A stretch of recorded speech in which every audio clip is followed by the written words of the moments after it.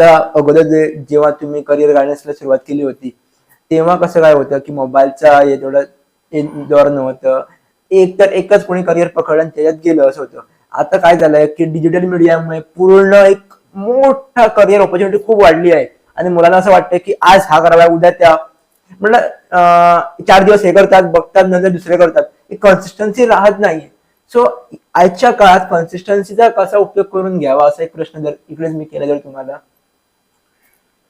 काय माहिती आहे, पूर्वीच्या काळात वाचनाचं माध्यम कमी होतं.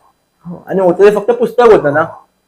आणि आम्ही काय सांगू ना, नेटवर्क फायना हम्म, आणि मुलं विश्वास ठेवायची. हम्म, पण आता काय झाले, आता इलेक्ट्रॉनिक हम्म, विश्व बरोबर जसं मिनिटामिनिटामध्ये बदलतं, बरोबर. तसं आता विद्यार्थी सुद्धा आपली हम्म, मानसिकता हम्म, तशा पद्धती करून ठेवली आहे. हम्म, म्हणजे त्याला सुद्धा वाटतं की बदल अपेक्षित आहे, हम्म, हरकत नाही.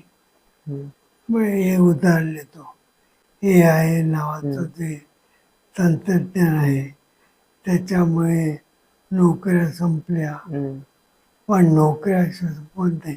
हम्म, नवीन नवीन तंत्रज्ञान हम्म, येत असतात. पण तुम्ही जर एखाद्या तंत्रज्ञानामध्ये हम्म.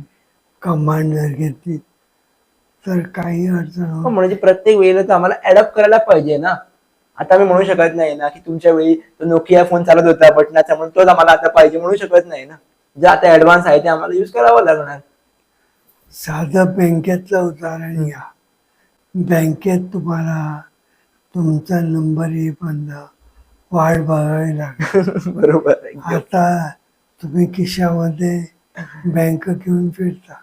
बरोबर हे एकदम. उदाहरण आहे. तसं